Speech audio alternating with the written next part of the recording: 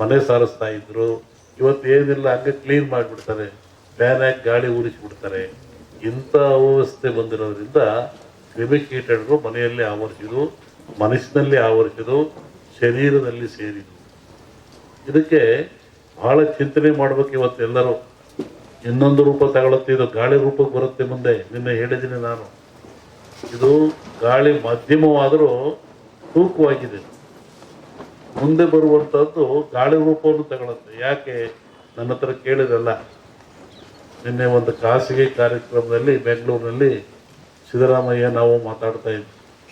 ಅವ್ರು ಹೇಳಿದರು, ನನಗೂ ಕೊರೋನಾ ಬಂದ್ಬಿಡುತ್ತೆ ಗುರುಗಳೇ, ನಿಮ್ಮ ಟಿ ವಿ ನೋಡಿದೆ ಇನ್ನೂ 3 ವರ್ಷ ಹೋಗಲ್ಲ ಅಂತೀರಾ, ಹೆಂಗೆ ಮಾಡೋಣ ಅಂತ ಹೀಗೆ ತಮಾಷೆ ಮಾಡ್ತಾ ಕೂತಿದ್ವಿ.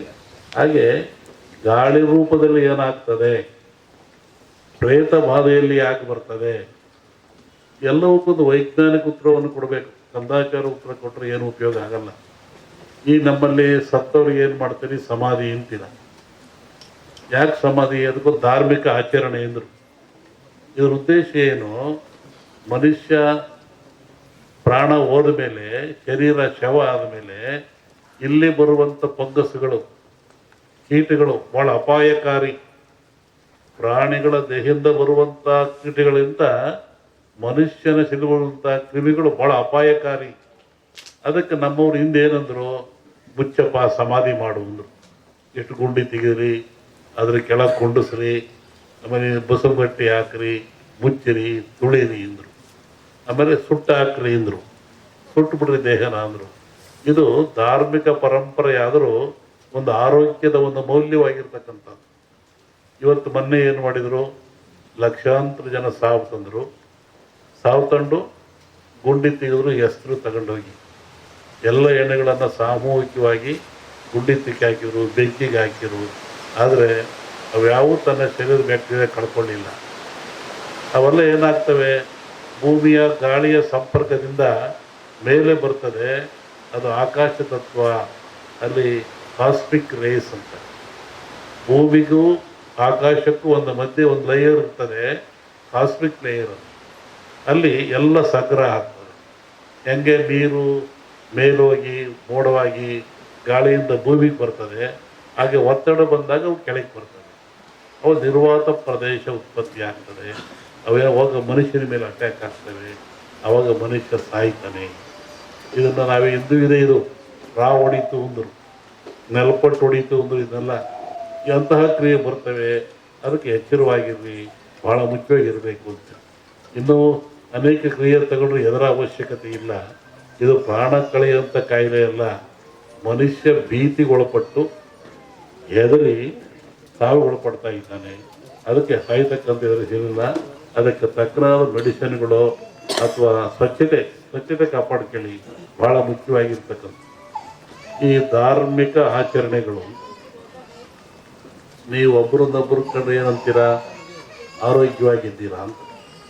ನೀವು ಕಾಗದ ಹಂಗಂತ ಬರೀತೀರ, ನಾವು ಆರೋಗ್ಯ, ನಿಮ್ಮ ಆರೋಗ್ಯ. ಏನು ಆರೋಗ್ಯ ಅಂದರೆ ಏನು? ದೇಹದ ಆರೋಗ್ಯವೇ, ಮನಸ್ಸಿನ ಆರೋಗ್ಯವೇ? ಏನು ಆರೋಗ್ಯ? ನೋಡ್ರಿ, ನಮ್ಮ ಜನ ಎಷ್ಟು ಬುದ್ಧಿವಂತರು. ಸನಾತನ ಕಾಲದ ಸಹಿತ ಒಂದು ಆರೋಗ್ಯವಾಗಿದ್ದೀರಾ, ಶರಣು ನಮಸ್ಕಾರ, ಆರೋಗ್ಯವಾಗಿದ್ದೀರಾ ಅಂತ. ಯಾವುದು ಆರೋಗ್ಯ? 6 ಯೋಗ್ಯವಾಗಿದ್ದಾವ. 6 ಯಾವುವು?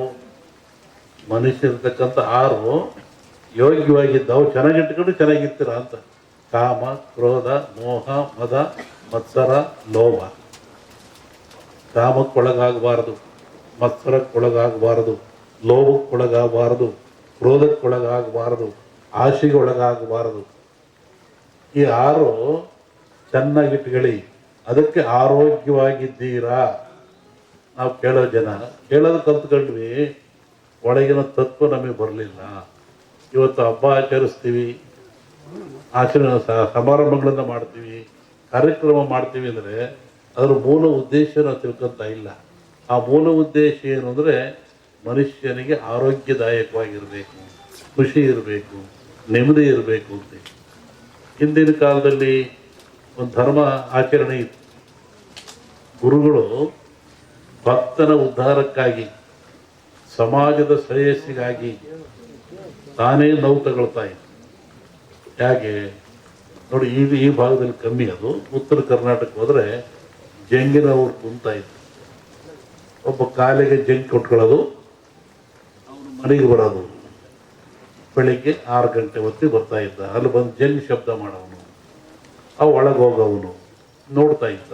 ಏನು ಇವರು ಬಾಗಿಲು ಸಾರಿಸಿದಾರೋ ಇಲ್ವೋ, ಇವರು ಸ್ನಾನ ಮಾಡಿದಾರೋ ಇಲ್ವೋ, ಇವರು ಬೇಗ ಎದ್ದಿರೋ ಇಲ್ವೋ, ಇವ್ರ ಮನೆಯಲ್ಲಿ ಸ್ವಚ್ಛತೆ ಇದೆ ಇಲ್ವೋ ನೋಡುವಂತ. ಅವನಿಗೇನು ಅಲ್ಲಿ ಹಿಟ್ಟಿಡ್ತಾ ಇದ್ರು, ಜೋಳದ ಹಿಟ್ಟು. ಒಂದೇ ಇಡಿ ಹಿಟ್ಟು ತಗೊಳ್ಳೋದು, ಜಾಸ್ತಿ ತಗೊಳಂಗಿಲ್ಲ. ಕಾಯಿಕ ದಾಸೋಗ ಅಂತ ಒಂದಿಡಿ ಜೋಳದ ಹಿಟ್ಟು ತಗೊಳ್ಳೋದು, ಜೋಳಿಗೆ ಹಾಕಿರೋದು.